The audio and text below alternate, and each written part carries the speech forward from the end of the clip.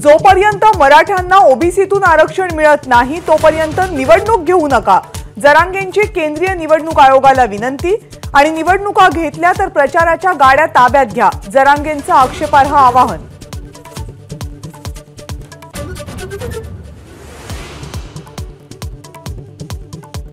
ओबीसींमधून आरक्षणासाठी मनोज जरांगे आक्रमक, 24 तारखेपासून आंदोलनाची हाक, गावागावात रास्ता रोको आणि नेते मंडळींना वावरात बंदी करणार, जरांगेंचा इशारा।